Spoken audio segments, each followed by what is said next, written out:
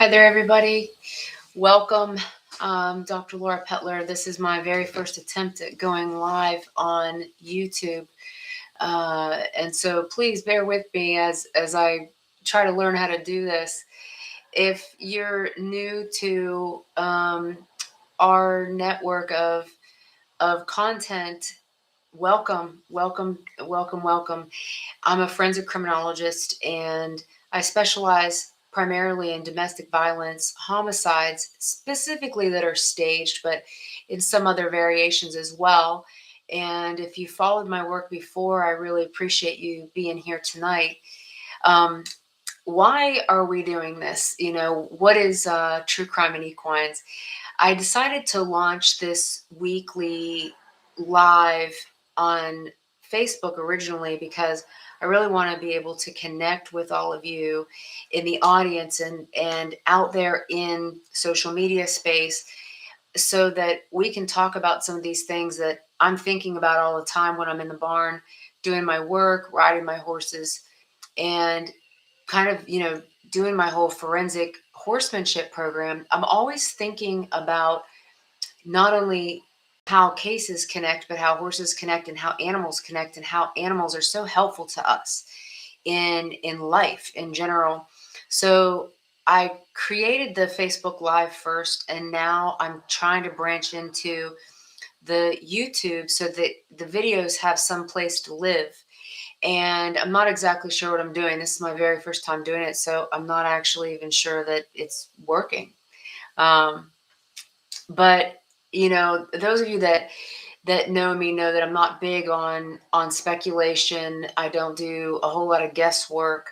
I'm not big on social media theatrics and things like that.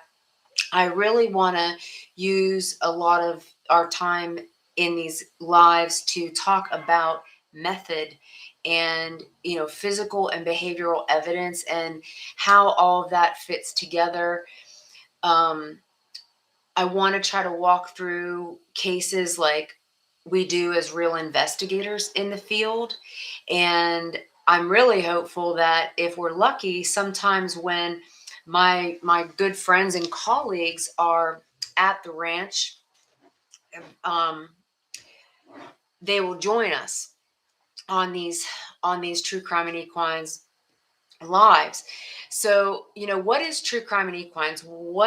Let's just start there. So, about a year ago, I thought to myself, I really like the idea of working with animals in the true crime and education space and in the agritourism space. And I created began this ecosystem of True Crime and Equines. And we started out by having events at the ranch where we invited guest speakers that would come and tell their stories of true crime.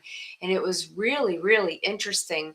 And we incorporated all the animals into the events, and people really liked that.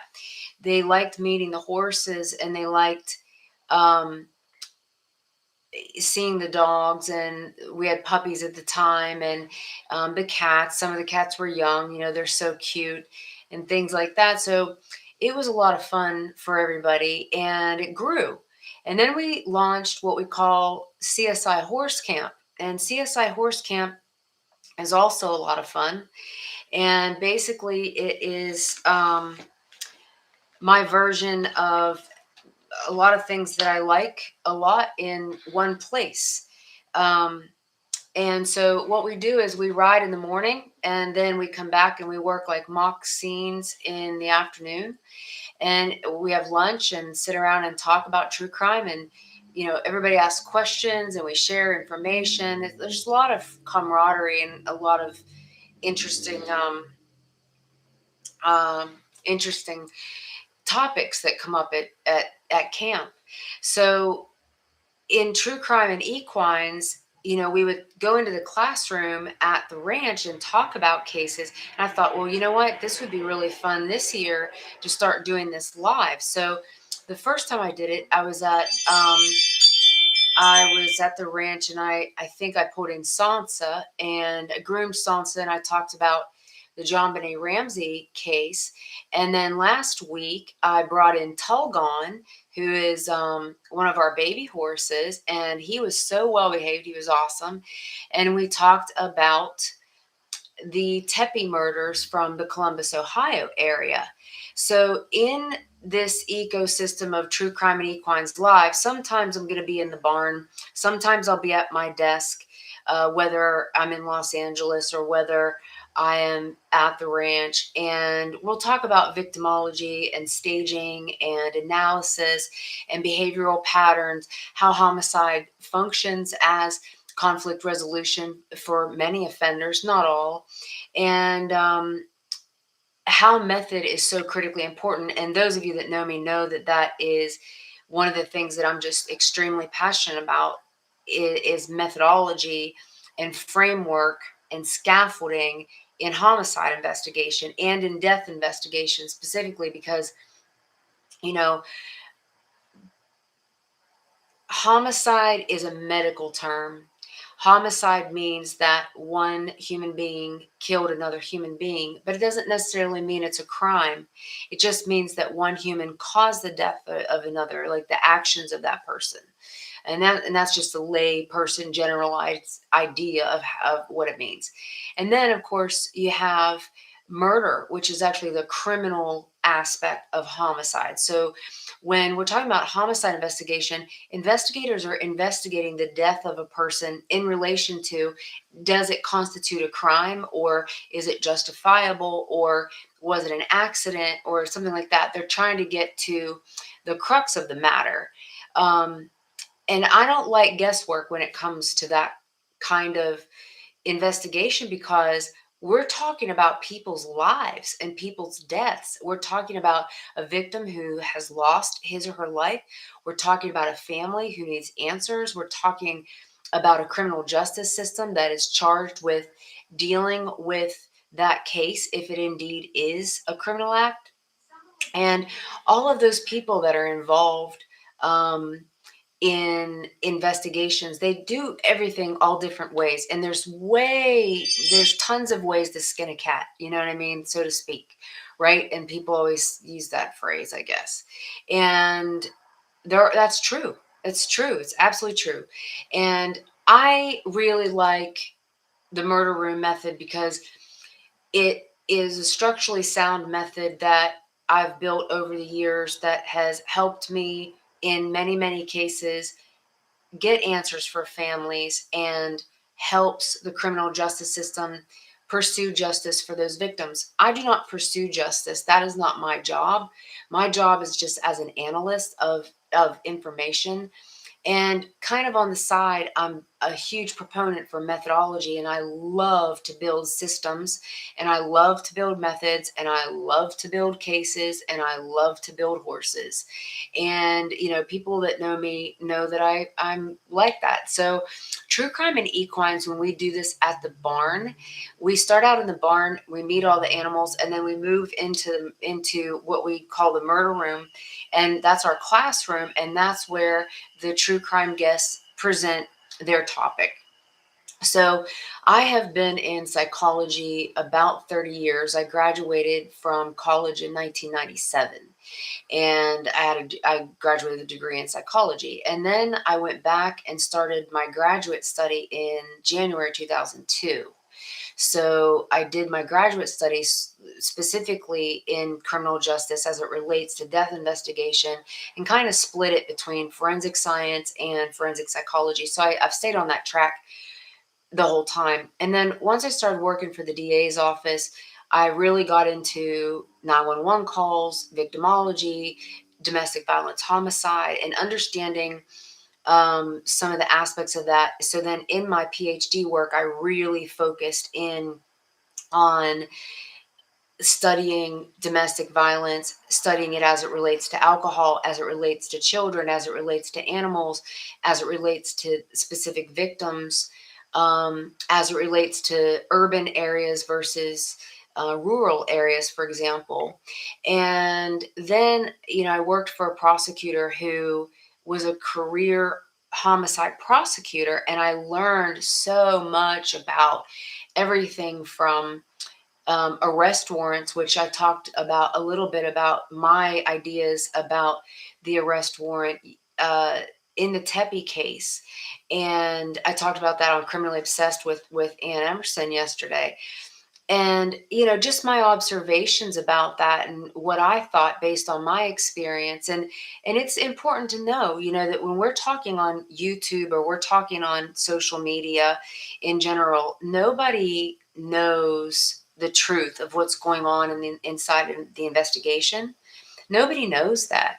And only the investigators know what's actually going on. And that's appropriate. I mean, all of us are just literally out here watching what's going on in the media and basically studying that data. And, of course, you're going to hear lots of theories where people have lots and lots of ideas. But what can actually be substantiated by certain things that people say or the way that they say them? And that's kind of where the statement analysis piece of our work comes in. And our statement analysis piece is important because we break down things, specifically something called idiolect. And idiolect is something specific to each one of us. So like the way that I speak is different than the way that you speak. And you use words that I might not use. And so when we learn somebody's idiolect, we can understand their definitions for terms and how they talk and what they mean. So if they're speaking in a way that is elusive or that could be perceived as deceptive, that's really important in an investigation. So it's helpful to investigators to have statement analysis as part of it, but it's also helpful when you're analyzing information that is put out in the media, like all these different cases. So, LPA doesn't get any leaks. LPA is Laura Pettler and Associates. We've been around. This is our 21st year. I started the company. It was originally called Carolina Forensics. It was a regional company. Then we broadened out to Laura Pettler and Associates years ago. And we're a death investigation firm, but quite frankly, we are a multi-faceted forensic platform with an elite investigative arm. And that's kind of the best way of describing us. We have an online school called the LPA IFI, and our online school has classes for everybody. You can go on there to lpaifi.com and check out our classes. And I teach them myself. I built them all in there, and we've had that school since 2017. We also teach classes on the ground, and we have an upcoming class next week with Paul Holes. He's coming back to the ranch. I'm so thrilled. I haven't seen him for a while. As many of you know, part of the Oxygen series, DNA of Murder with Paul Holes, was filmed at Crossroads Ranch back in 2019. And unfortunately, I was extremely sick in that particular year. And I couldn't travel. So Paul wanted me to be part of his show, and he came to the ranch and we filmed there, and we filmed at LPA headquarters. And so I'm thrilled to have him coming back, and we're doing a class on called Hunter and Hunted, and it's about detecting serial predators. And then he's doing a public-facing presentation on the Golden State serial killer case on Wednesday evening, the 21st at 6 p.m. I'm going to try to figure out how to stream that. And if we do end up with virtual tickets, we'll be able to post those on laurapettler.com. Under events, if you're interested in any of our events, please go under events on laurapettler.com and you'll find out what's going on there. I have not yet posted the schedule yet for CSI Horse Camp for 2026, but it is coming, starting in February and running through October, complete with 10 adult CSI horse camps and 2 kids-related CSI horse camps that will be be in partnership with Honeysuckle Ranch Academy, of which we also work with our head trainer there, Dominique Morrison, who owns Honeysuckle, and she is our head trainer. We buy and sell and train horses with Dominique and her team.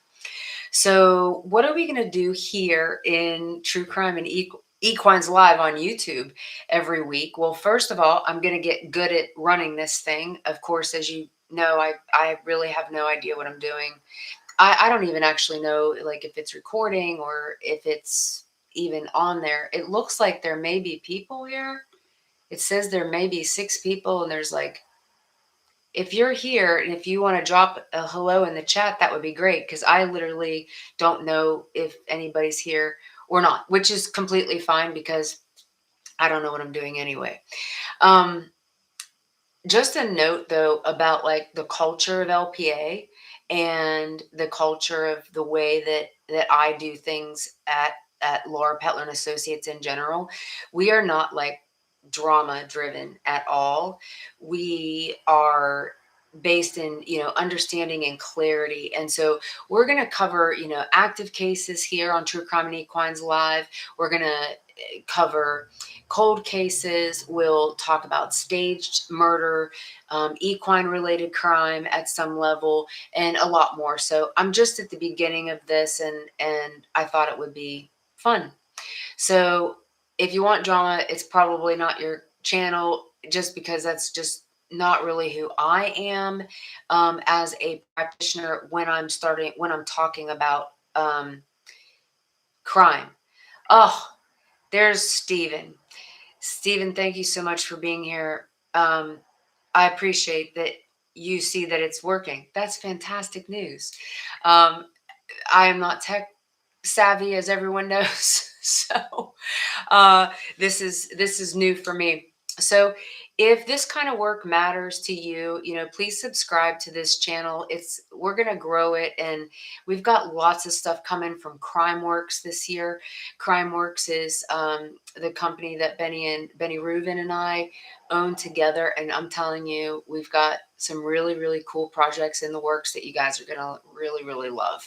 So like the video and subscribe to our network, and if you want a clear pathway to understanding a lot of things about death investigation, instead of just like these random individual thoughts that are not connected and not interconnected, and where we show like the interrelationships among things, then this is not your channel. But if that's kind of what you're looking for, then I think you're in the right place. So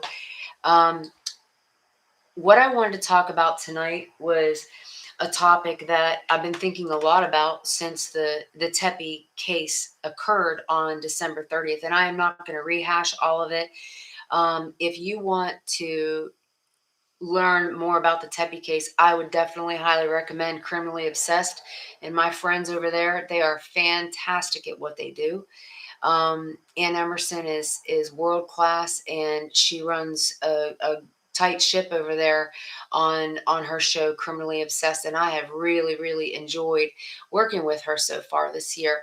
And she has covered this case really, really well and explains a lot of things, and they have a lot of graphics, and they have a lot of maps and all kinds of things embedded into their show that will be helpful to understanding it. So tonight, I thought that I would simply talk about my quote that a lot of people hear me say over and over again. I've been literally saying it for probably 15 years or more, which is, murder is simple.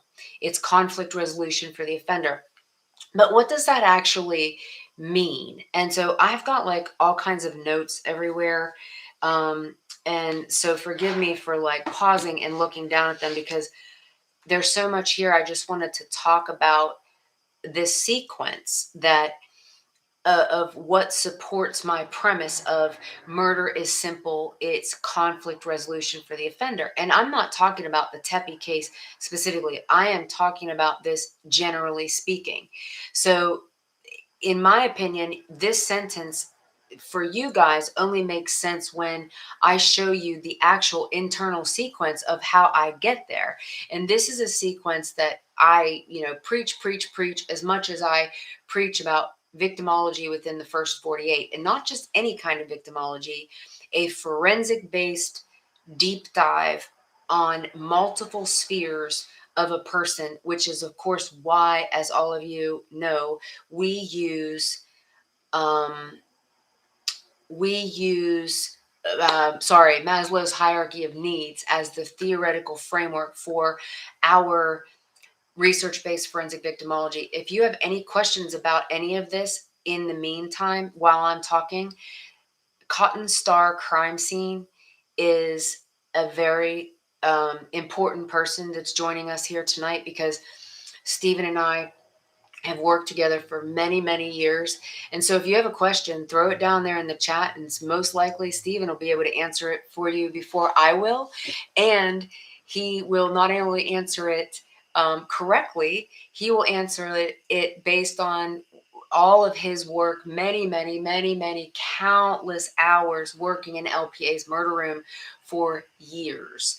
So he is a highly respected colleague of mine and a very dear friend. And I'm volunteering him to answer questions because I'm talking. So if you have any questions, please let him know.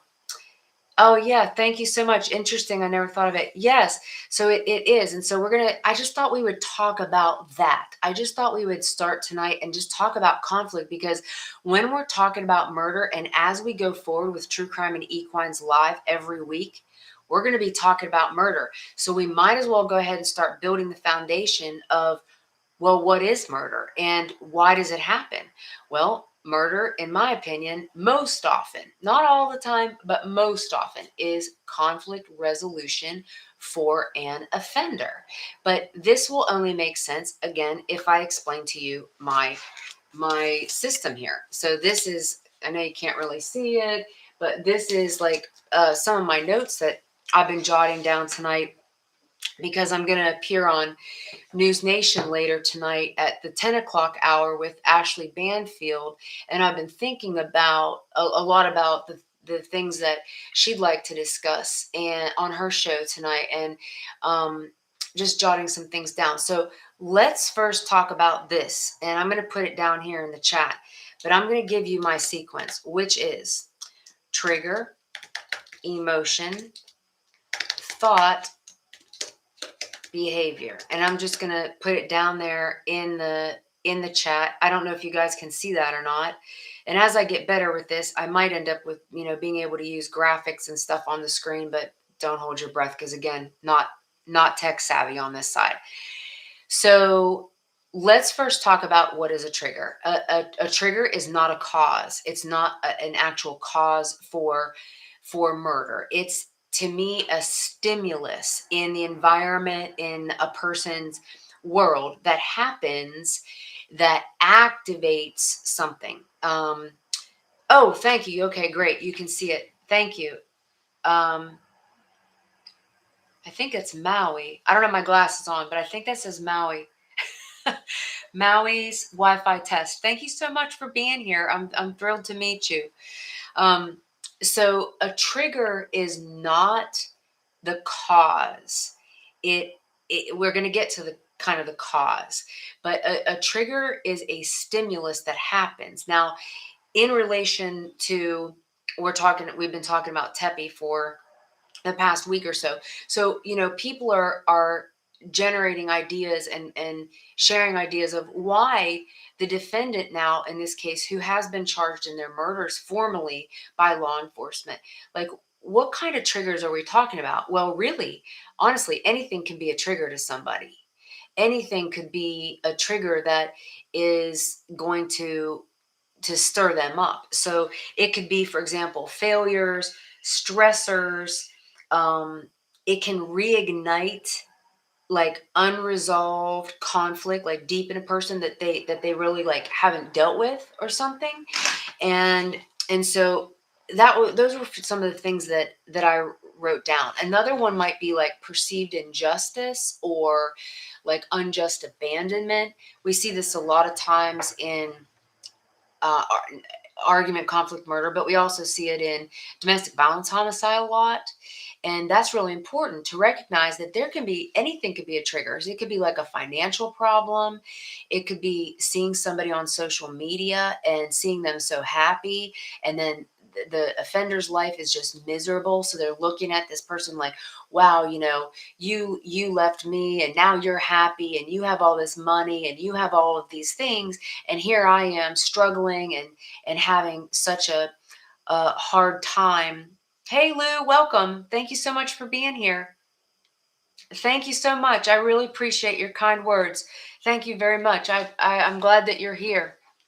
Um, Meet Steven and Maui Wi-Fi test. So um, it's awesome. So I'm so glad you guys are here. But so when we're talking about trigger, just keep in mind that we're talking about anything. It could be anything that triggers a person. We don't know what it is. And when we're talking about the Tepi case, what could it be in that particular case? Is it that she's happy? Is it that her anniversary is coming up? Is there some unresolved conflict with the defendant who law enforcement is alleging at this time they believe and they had probable cause to arrest him for the murders of Monique and Spencer Tepi? So, is it in context of the wedding video? Is it in context of the vows? What is going on? And I have no idea what the outcome of this case will be. If Mr. McKee is indeed a person who is going to be found guilty in a trial or in criminal proceedings. And so it's appropriate never to accuse anyone of murder ever.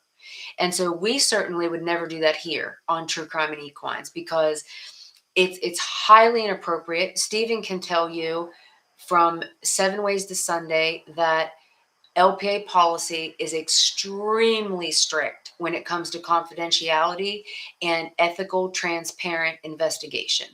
So,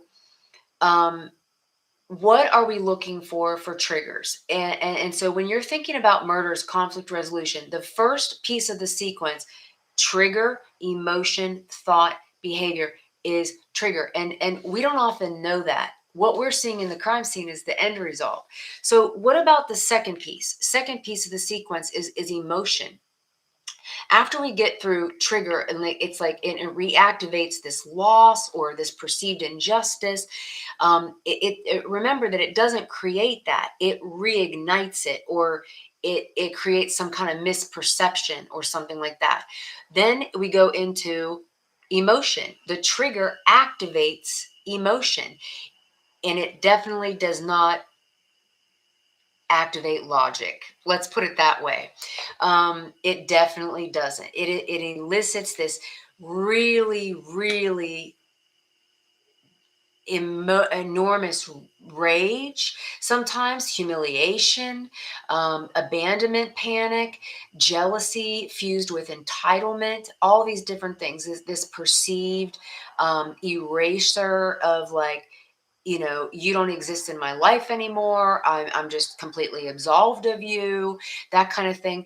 And this is where, for killers, this is where their emotional regulation fails. This is where it completely falls apart for them because they have this trigger. It ignites this emotion. It activates this emotion within them, and then they completely fail to regulate that emotion and handle the way they feel maturely, handle the way they feel appropriately, handle the way they feel with respect for others. The offenders in this particular part of the sequence, in my opinion, they are no longer processing the present moment. They're reliving whatever injury it was or whatever the perceived wrong is. And sometimes, people are asking, they always ask about mental health and things like that. Sure, mental health could always play a role in something like this, but most of the time, homicides are not committed by mentally ill people. They're committed by people who have some type of an internal struggle that they're trying to resolve. And that's kind of the crux of it. So what's the third part? We have trigger that ignites this response, right? It could be the emotional response and the dysregulation of that. And then we have thought. So we go trigger, emotion, thought. Well, what's the thought? The emotion drives this distorted cognition and this new pattern of thinking of I'm wronged, I'm angry, I'm jealous, I'm frustrated, whatever it is.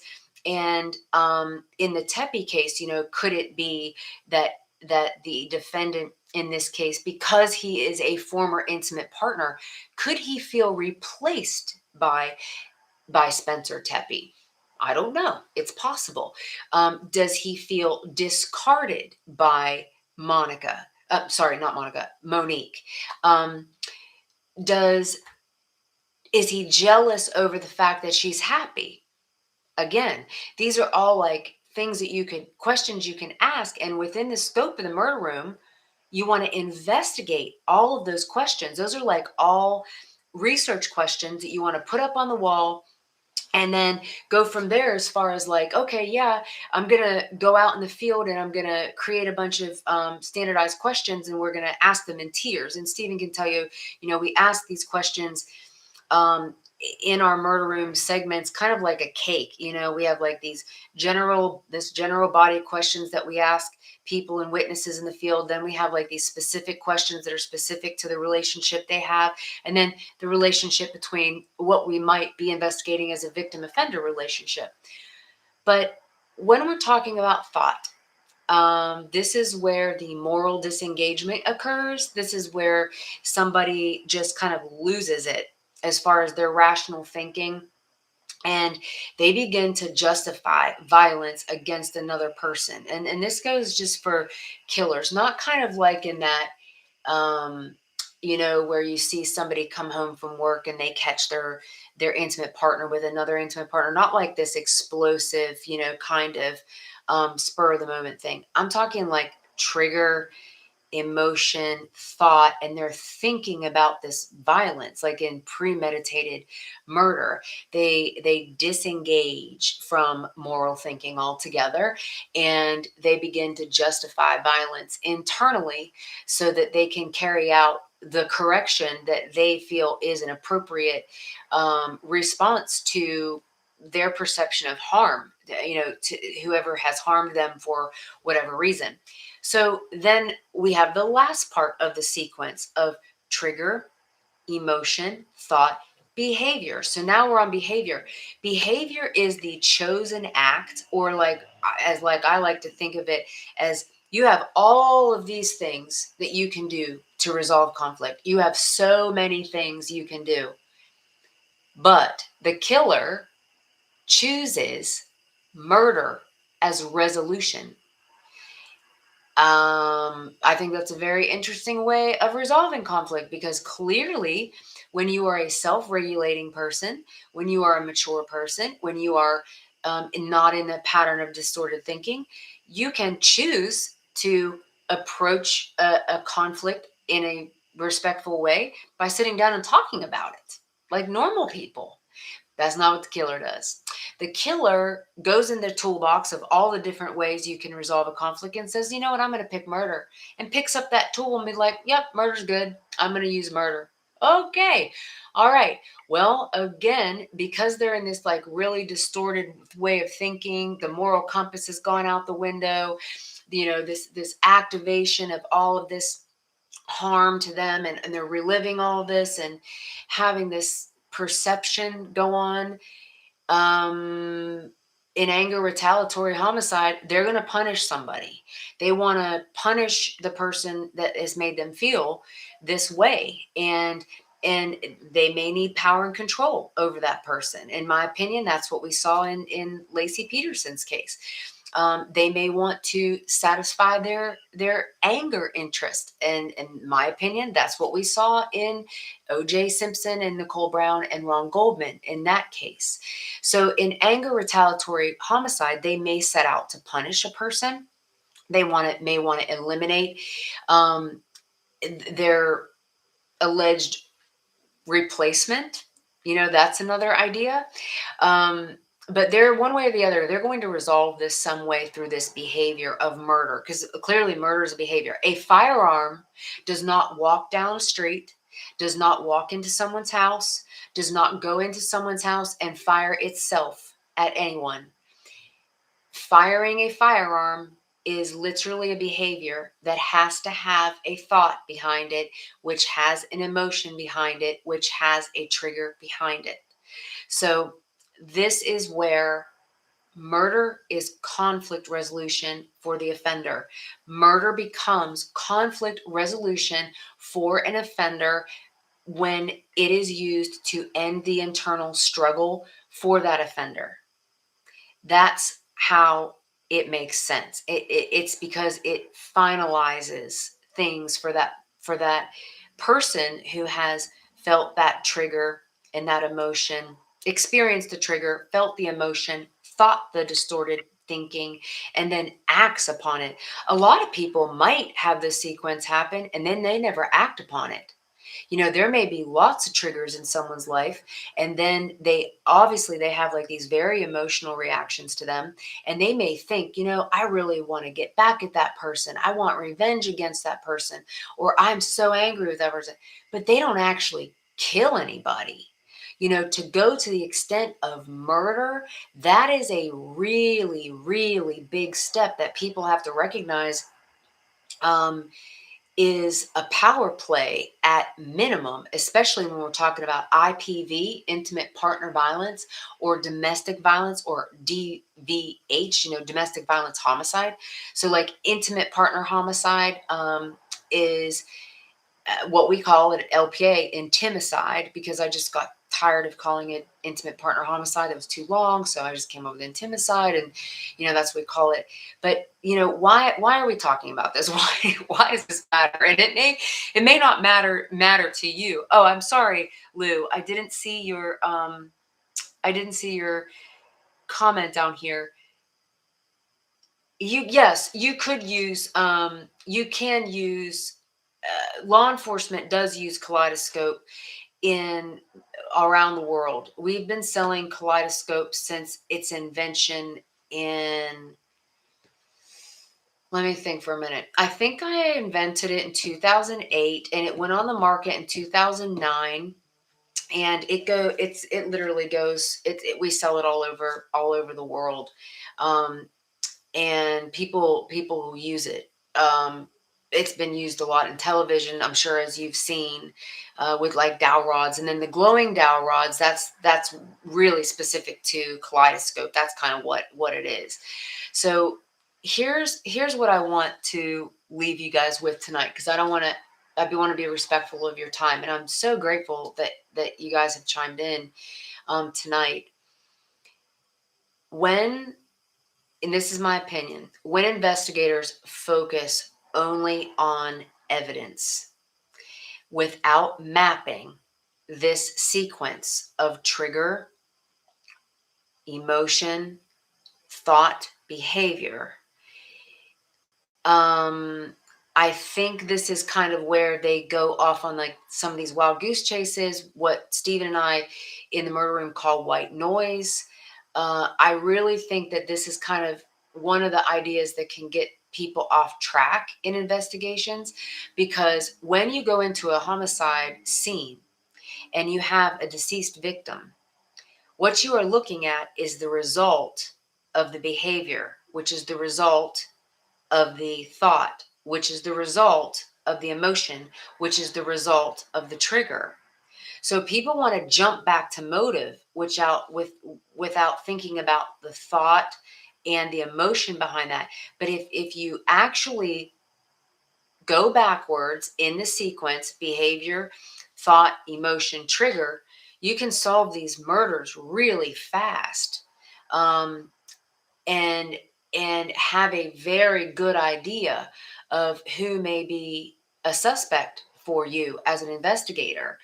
And of course, we believe that victimology should be completed within the first 48 hours of an unsuspected or unexpected death, or of course a homicide investigation in general. We believe that 48 hours is more than enough time to complete full victimology and analyze it, because if you don't understand the victim, it's really hard to understand certain types of crime scenes, especially if the victim is in the victim's environment dead. That makes it really, really hard. So, what does this framework show overall, kind of to wrap this up for you? When investigators focus solely on the evidence and don't recognize this pattern in this sequence, because really when you're solving murders really fast, all you're doing is recognizing patterns. And once you learn the patterns, it's just like bloodstain pattern analysis. When I look at blood, I read it like you read words, like in a newspaper or something. So like when I'm reading that and I'm looking at the blood, I'm just reading it because I've learned how to speak its language. I've learned the language of homicide as well, and of murder. And so when I see certain characteristics and crime scene dynamics, homicidal pattern combined with victimology, I can then build upon that and extrapolate a list of potential offender characteristics that we might see in an offender someday. But more than that, what kind of homicide is this first? Is it power interest, or is it anger interest, or is it both when it comes to domestic violence? So this framework, this idea of this sequence, this trigger, emotion, thought, behavior sequence, it shows that the conflict is psychological in the person that is committing a crime, especially of course the crime of murder. It also shows that the resolution is murder. It also shows that the benefit is emotional, and that the resolution is internal to this person, where it resolves this struggle. And of course, in many cases, we use something called the CRB, and we'll go over it someday. But the CRB is a great tool, and I'm in the process of revamping it right now and launching 2.0, the CRB 2.0. And I literally just sent it to Stephen for review, because I you can ask Stephen, I never do anything with one brain. I resource lots and lots of brilliant people to look at things with me so that I can learn and grow from what they see and where I may be missing something in all the methods that I build. So, tying this up, with conflict, shows that the murder is psychological and the benefit is emotional, and the resolution of murder resolves this internal struggle for the offender. This is why, so many of these anger retaliatory offenders accept the premise of destroying their own life and life destroying consequences for their action, because the behavior of murder, and it resolves the conflict, even though it's going to literally destroy everything else, and not only destroy and end the lives of the victims in any particular case, but destroy people, families especially, that are left in agony over these cases. And we work so hard to study the victim and to make sure that the families feel heard in the victimology, which I don't think is done as much in law enforcement as it should be done. Because a lot of times when cases come to LPA, again, you can ask Stephen, I mean, I'm not just blowing smoke here, there is no victimology in these case files. And so when we don't have victimology, the very first thing we do is victimology to try to fill that gap, because all of a sudden everything starts to make sense in the case. So will we see things in the Tepe murder case that fits this model? My whole trigger, emotion, thought, behavior model, and that sequence. Are we going to see that emerge in the Tepe case? I would love to hear what you guys think, maybe next week, about what comes out in the next week or so, about, do you see any potential triggers? I am going to guess that the prosecution's going to hold their case close to the vest, as they should, and that's the respectable, honorable thing to do in the best interest of Monique and Spencer Teppy. And I think that we may see as we go forward that the trigger in this case, it may be a reactivated loss somewhere. I don't know, some kind of harm, jealousy, or something like that. And that the emotion of that trigger really overwhelmed regulation. Because remember that the defendant in this case is a surgeon. This is a brilliant man. However, pathology always trumps intelligence. So no matter how smart he may be, it may not have mattered because the pathology of the emotion and like how distorted the thinking became created this chain of events that led to what the prosecution is alleging is the behavior consistent with murder of two people. So are we going to see that the behavior of murder resolved the offender's internal conflict? These are all questions that we're going to ask, and we're going to keep an eye on in the murder room, and kind of go from there. So I thought that this would be a great place to start, talking about conflict, talking about this trigger, emotion, thought, behavior sequence that I rely so heavily on these days, because we're going to talk about that probably in relation to every case we ever talk about. And then you guys are going to get so good at it. You're going to be telling me what the trigger is. Hey, doc, guess what? I know what the trigger is. Hey, I know what the I saw where the emotion got dysregulated and where the moral compass flew out the window, right? You guys are going to start noticing these things. And, I think this is going to be great. I'm looking forward to getting, I'm in Los Angeles this week. As you guys know, I spend a lot of time in LA, and working really hard on all of our Crime Works projects here in Los Angeles. And I can't wait to tell you about all of them as I can. I can't share a lot right now, but I can't wait to be able to share with what we're working on.